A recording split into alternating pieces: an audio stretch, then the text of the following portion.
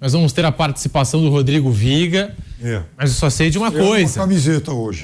Como que é? VP, ousadia. I love VP. Ousadia e alegria. Ousadia. Ó, e ele já chegou. E tenho certeza que, é claro, ficou feliz com a vitória do Flamengo, mas não está muito feliz com o Vitor Pereira por conta dessa atitude de colocar o Gabigol no banco. Eu acho que hoje não é dia de criticar o Vitor Pereira. No final das contas, deu certo, ganhou. Mas aí você criticar quando perder e elogiar quando ganha, aí não, né? Vai começar ganhou com essa, Pedro. Eu já critiquei pra caramba o Vitor Pereira, acho que o que ele fez no Corinthians... Quer dizer, quando ganha não pode criticar. O Flamengo ainda não fez nada demais, mas hoje... Então vai deixando o Gabigol no banco, vamos ver o que acontece. O Fluminense vai fazer o que? Ganhou 2-0, tá aí com a vantagem. Rodrigo Viga, agora sim, ele com a palavra, Rodrigo Viga... Muito boa noite, a sua análise dessa vitória do Mengão, Viga. Pedro, tu não me provoca não, senão tiro a camisa e vou embora, hein? Tô logo te avisando. Ó, vou desabotar aqui, amigo. Vou desabotar. Não dá pra elogiar o cara. Os jogadores ganharam a partida pro Vitor Pereira, porque ele fez de tudo pra perder o jogo hoje. Ele teve uma postura, uma escalação de boicote, de sabotagem ao time do Flamengo. O Flamengo fez uma linha de 5 atrás ali, com 3 zagueiros, 2 alas e perdeu o meio de campo no primeiro tempo. O Fluminense perdeu a chance de fazer gols na primeira etapa. Não foi infinitamente superior, mas foi melhor do que o Flamengo. O John Arias saiu na cara do gol. O Fluminense, toda vez que chegava na área do Flamengo, era com perigo. O Paulo Henrique Ganso estava voando no primeiro tempo. E aí, né, clássico é clássico, quiseram os astros do futebol, a gente pode usar qualquer desse tipo de argumento. Foi numa jogada individual, eu diria, de talento individual de 3 atletas. Viga, já devolvo para você, Pedro, porque o som tá com uma interferência, a gente já vai arrumar, ajustar, tal. Então daqui a pouquinho eu te devolvo a palavra, o Viga que está lá no estádio do Maracanã. Mas embaixo o que o Viga tá falando. O quê? O Fluminense perdeu oportunidades hoje que no determinado momento lá... O Santos fez uma grande defesa. O Arias teve aquela chance cara a cara. E o Santos fez uma baita de uma defesa. Aliás, ele acho que melhorou, né? Tá com mais confiança. Finalzinho quase entregou, hein, Zé? Boas defesas. O Ayrton Lucas foi o grande jogador do Flamengo. Fez o gol, fez a jogada do outro gol e ainda a expulsão, que é muito polêmica.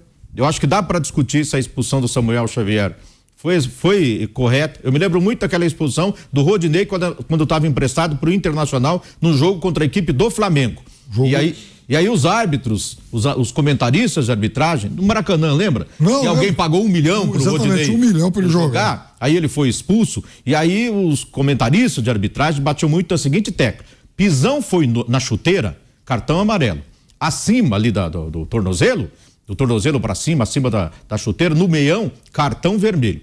O pisão hoje, vocês me corrigem se eu estiver errado, parece que foi na chuteira. Então por isso que eu achei também violenta, a imagem é muito forte. Ou seja, por isso que assim, eu acho que dá para discutir se o vermelho foi correto ou não, e quem falar que foi correto, beleza, eu aceito de qualquer forma, mas eu acho que cabe uma discussão em cima disso que eu falei, em cima do que eu já ouvi tantos analistas falando a respeito desse lance. Daqui a pouquinho a gente vai analisar essa expulsão do Samuel Xavier, com imagem e tudo, daqui a pouquinho as polêmicas de arbitragem, porque o Fluminense também está reclamando de um lance, já aqui nessa edição no Canelada, e também daqui a pouquinho nós vamos restabelecer o contato com o Rodrigo Viga para ele poder detonar o Vitor Pereira. Desabafar.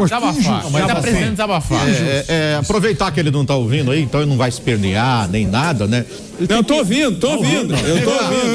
Aí, agora tá ok. Vai lá, Zé. Mais amor no coração. Mais amor no coração, Viga. Calma. Ganhou hoje. Ganhou, Viga. Não, antes de tudo, como se diz no mercado, eu tenho que fazer o disclaimer. O que é o disclaimer? Calma. Tem que fazer o disclaimer. Aproveitar para parabenizar o esforço e a dedicação dos jogadores do Flamengo. Porque o Vitor Pereira fez muito hoje, o Flamengo não vencia. Com a escalação que ele montou na primeira etapa. Muito, não foi pouco não. Foi muito. Aquela linha de 5 ali, para mim, é injustificável. 2 no meio de campo, Thiago Maia e Gerson. Se continuasse desse jeito no segundo tempo, seria fatal para o Flamengo. Mas, futebol é futebol, né? Clássico é clássico. Foi numa triangulação, graças ao talento individual de 3 jogadores.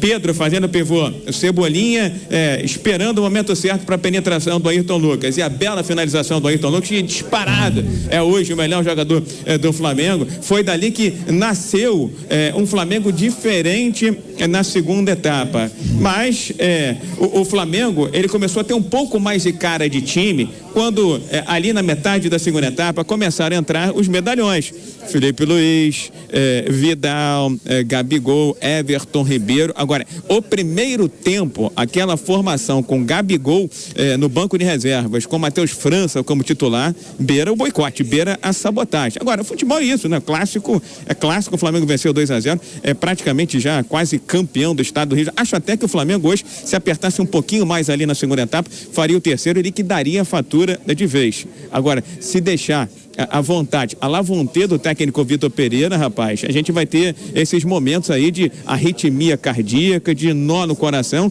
e também gastrite lá em cima, na boca do estômago. Agora, no frigir dos ovos, parabéns aos jogadores do Flamengo que se dedicaram, se mataram, de Thiago Maia, Gerson, o próprio Ayrton Lucas, para tentar consertar uma escalação, para mim, equivocada, errônea e injustificável do técnico Vitor Pereira.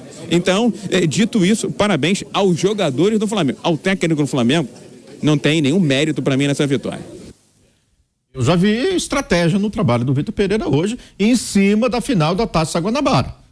Eu repito o que eu falei no começo, Pedrinho. Posso, né? Não tô... Não, claro. Não ninguém. Claro, assim, vai lá, Zé.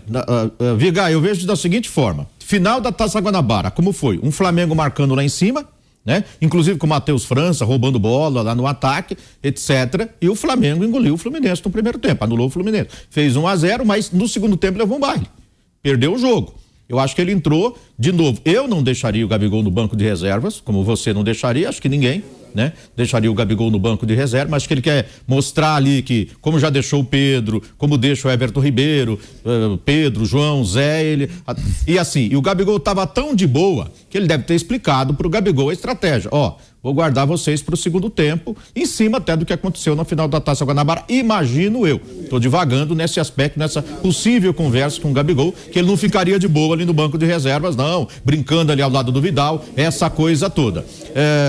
Então, o primeiro tempo, o Fluminense começou muito melhor, Flamengo equilibrou na parte final do primeiro tempo, ou seja, foi mais ou menos igual, mas com o Fluminense assustando muito. Em alguns momentos colocando na roda. O Ganser falou muito bem, achando espaço, tocando bola.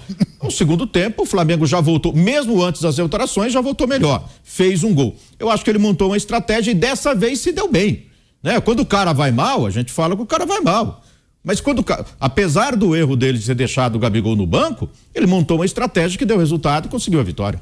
Eu não deixaria o Gabigol no banco, tá? Eu também não. Deixaria. Eu discordo, Zé. Mas deu certo, ganhou o jogo. Gente, mas sinceramente, desculpa, mas fazer o quê? Eu respeito também a opinião de vocês, mas assim... O Viga falou, entrou pra perder, Pedro, mas ganhou o jogo, 2-0. Eu não vi tanta estratégia assim, porque eu não vi o Flamengo jogando diferente. Eu não vi um Flamengo jogando diferente por estar ausente um Everton Ribeiro, um Gabigol. Eu não vi o Flamengo jogando diferente. Eu vi um Paulo Henrique Ganso metendo uns 5, 6 toques de calcanhar, botando o Flamengo no totó por um determinado momento. Então, eu entendo essa estratégia, mas assim, eu não consigo ver muita vantagem nessa estratégia do Vitor Pereira.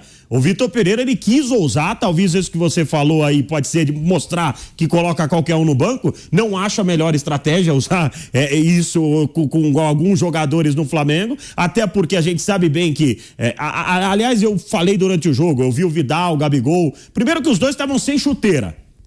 Os dois, antes de começar o jogo, os dois sem chuteira no banco. Isso pra mim já não é uma concentração e uma alegria de estar no banco de reserva, não. Pelo contrário, não acho que existe tanta aceitação do Gabigol de ficar no banco, entendendo uma estratégia do Vitor Pereira. Acho que ele tá procurando problema pra cabeça fazendo isso. Agora, vamos ver como é que vai ser no próximo domingo. Vai lá, Viga.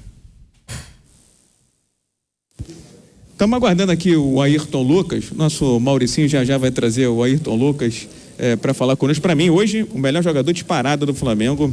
Anos-luz na frente dos demais. Tecnicamente e também fisicamente. Não porque fez o gol, mas é aquela opção de frente, de ataque, chegada do Flamengo. Tem uns colegas aqui dizendo que o Flamengo está com sorte de campeão. que estão até brincando que ligaram para o Dorival, não foi isso?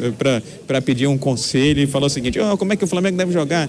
Joga desse jeito no primeiro e bota a cavalaria no segundo tempo, e deu no que deu. Eu, particularmente, acho que o Flamengo correu um risco danado no primeiro tempo pela formação que entrou em... Tá chegando ele aqui nesse momento, vamos ouvir. Você hoje começando no banco, a gente queria entender o motivo de hoje você não ter sido titular, e depois que você entrou, qual é a sua leitura sobre o Flamengo de hoje vencendo o Fluminense? É sempre estranho ficar no banco, mas como eu falei ali, no penúltimo treino eu conversei com o Vitor e falamos sobre algumas coisas, uma conversa muito clara, e onde eu falei para ele que eu queria voltar à minha posição natural, que é centroavante, e enquanto eu pude ajudar o time naquela posição ali um pouquinho mais recuado, eu ajudei, mas creio que com esse esquema de 3 zagueiros, os times jogando mais por fora, eu optei por voltar à minha posição, e aí eu disputo com o Pedro. Ele optou pelo Pedro hoje, depois a gente pôde jogar junto em um esquema diferente, né? Como a gente jogava no ano passado, que era praticamente 2 atacantes. Então foi só isso. Claro que também a semana passada pesou um pouco, porque eu vim machucado desde o Al-Ahly, adutor, e vim carregando isso até o momento que eu pude fazer alguns trabalhos na academia, zerar essa dor e trabalhar um pouco durante a semana, um pouquinho sem dor. Ainda tenho, mas espero melhorar durante a semana para poder ajudar. Gabi, para o torcedor, óbvio, é muito estranho te ver no banco também. Se você pudesse falar um pouco melhor, foi uma iniciativa sua, então, essa conversa, chamar o Vitor e falar que você talvez não estivesse tão confortável nessa posição? Foi minha, eu conversei com ele, onde ele me entendeu e eu também entendi ele, onde a gente conversou. Sim, zero, nada demais. Nesse esquema a gente joga com só um atacante na frente, e na outra do Dorival, né, que já era um pouquinho diferente para mim, mas era com 2, eu recuava um pouquinho mais, já era um pouco, entre aspas, desconfortável, mas para mim foi super bom. Então, onde a gente foi campeão da Copa do Brasil, da Libertadores, e eu fui muito importante junto com a equipe e com o Pedro. Só que nesse esquema eu conversei com ele, eu optei por isso e foi a opção dele. Claro que, como eu falei ali, a semana passada pesou um pouco pela minha lesão do adutor, que já vem carregando um pouco. Então, agora tem amanhã e segunda-feira, né, para ver como é que vai ser, para ver se minhas dores vão diminuir também, para poder viajar e ajudar o time. Qual é o teu objetivo? Só o objetivo, por gentileza, de ser centroavante, jogar mais perto do gol. É pensar... Adivinha. Além de fazer gol, é claro, né? Além de fazer gol. Foi o Gabriel Barbosa dizendo que o objetivo dele jogar como centroavante é fazer gol. Ou seja, agora vai brigar por posição com o Pedro. E aí, rapaz, é briga de cachorro grande. Ele disse que vem se recuperando de uma questão no adutor da coxa desde o jogo com o Al-Ahly, lá no Mundial de Clubes. Então, agora, nitidamente, ele deixou bem claro que falou com o técnico Vitor Pereira que gostaria de jogar mais perto da área para fazer gols, para voltar a ser o Gabigol. Diante dessa conversa, o técnico Vitor Pereira fez a opção hoje pelo Pedro. Agora, eu não sei não se o Gabigol vai estar preparado para amargar o banco de reserva durante um tempo. Vamos ver. Vou precisar chamar agora um rápido intervalo para quem nos acompanha pela Rádio Jovem Pan. Coisa rápida e já voltamos com o Canelada para você. Seguimos aqui no canal do YouTube Jovem Pan Esportes. Deixa o seu like. Tá aí o Gabigol dando entrevista na Zona Mista e com o Rodrigo Viga, né? A gente viu. Por que você quer voltar a ser centroavante? Já sabe, né? Preciso dizer. Meteu uma dessa, né? Meteu uma dessa e saiu andando. Mas o Gabigol admitiu que começou no banco hoje, uma iniciativa dele, uma conversa, antes da bola rolar, inclusive, com o Vitor Pereira. Isso elimina a polêmica? Ou não? A escolha não foi dele, deixando claro. Ele falou que teve uma conversa. Ele quer a posição, mas a escolha lá, ele optou pelo Pedro. Não, ele falou, a escolha do Gabigol era não jogar fora da posição dele. E aí o técnico... Não, mas ele falou, ele também tá voltando de contusão. O adutor, ele falou do adutor. Mas o treinador escolheu o Pedro. Ele ficou no banco pro Pedro, porque ele não quer jogar em outra função, que não a mesma posição que o Pedro. Quer dizer, diante disso, eu então absolvo o Vitor Pereira e retiro a crítica que eu fiz. De fato, eu não entendi o Gabigol no banco. Mas aí o jogador explicou. E se os dois vão disputar a posição hoje, nesse momento, 1º de abril, e não é mentira, o Gabigol está um nível abaixo do Pedro. Pedro, nesse começo de ano, está jogando melhor. Olha, tem 14 gols na temporada, em 13 jogos, está fazendo mais de um gol por jogo. Então ele está justificando a permanência dele no time. E aí tem um aspecto do jogo que eu vi um pouquinho diferente, por exemplo, do que o Viga. O Fluminense foi melhor no jogo até aquela primeira parada. Depois disso, nessa primeira parada, assim, para mim é flagrante que o Vitor Pereira fez algumas arrumações do time. Primeiro, o Thiago Maia, o Gerson, e segundo, posicionamento do Cebolinha. Então, a partir do momento em que ele mexe no posicionamento do Cebolinha, cresce muito no jogo o Ayrton Lucas, que passa a utilizar o corredor. E o Pedro passa a ter uma companhia, porque ele estava muito encaixotado, e quando o Cebolinha passa a flutuar mais, inclusive pelo meio, o Pedro tem mais com quem jogar, e é de uma tabela entre eles, de uma jogada entre eles, que sai o gol marcado pelo Ayrton Lucas. Ô Pedro, só posso falar um negócio com relação ao Gabigol e o Pedro? Eu acho complicado uma decisão dessa de um atleta, gente. É um atleta que é muito bem remunerado, é óbvio que ele quer escolher a posição dele, mas aí você, sabendo que dá para lidar com os dois jogadores, com o Pedro e com o Gabigol, a gente já viu que deu certo no time do Flamengo, eu não acho muito legal essa questão do atleta definir o que ele quer. Tudo bem, se ele quer, beleza, mas se não dá para fazer desse jeito, eu vou falar para ele, mas eu preciso usar os dois, cara. Sim. Agora cabe também ao Vitor Pereira, se ele achar imprescindível, que tem que jogar os dois, Gabigol e Pedro, Exato. arrumar um esquema em que os dois joguem lado a lado. Que agrade os dois. Que formem uma dupla de ataque, como já foi feito. Com o Dorival Júnior no Flamengo, eram os dois. O Gabigol não jogava voltando tanto quanto com o Vitor Pereira. O Flamengo já teve uma dupla com o Bruno Henrique, muitas vezes jogava como um parceiro do Gabigol ali no ataque. Sem o Bruno Henrique. Tá pra voltar. Tá pra voltar. Mas sem o Bruno Henrique, você pode muito bem fazer uma dupla de ataque com o Bruno Henrique e com o Gabigol. Então aí é uma questão dele analisar. Eu prefiro o Matheus França, o Everton Ribeiro ou a Arrascaeta, que são muitos nomes. Então o Gabigol disputa com o Pedro. Se eu achar que o Pedro tá melhor, joga o Pedro, o Gabigol, já que ele não quer jogar em outra função, fica no banco. Eu acho que o prejuízo aí é do Flamengo. Ele precisa arrumar um jeito de, muda o esquema dele. Também um treinador tem que montar um esquema de acordo com o que ele tem no elenco. Ô Zé, tem mais uma coisa, hoje o Flamengo não teve o Arrascaeta. Não teve. Então, quando o Arrascaeta voltar, o Flamengo vai ter os dois volantes, o Arrascaeta, e aí 2 vagas na frente, para Pedro, Gabigol, Cebolinha, Everton Ribeiro, Bruno Henrique. Verdade. E agora eu recebi aqui alguns números do Ayrton Lucas. Ele empatou com o Arrascaeta em participações diretas para gol. São 4 agora, 2 gols e 2 assistências nesta temporada 2023. O Arrascaeta que faz muita falta e vai fazer falta também agora nesse segundo jogo, apesar da grande vantagem do Flamengo, né? Já conquistou esse 2-0 aí muito importante, precioso. Mas tá aí, Ayrton Lucas participando dos gols. Agora, o Pedro tem 17, o Gabigol tem 10, agora Ayrton Lucas e Arrascaeta com 4, Zé. Agora eu tenho ouvido o Mauro César Pereira bater muito na tecla.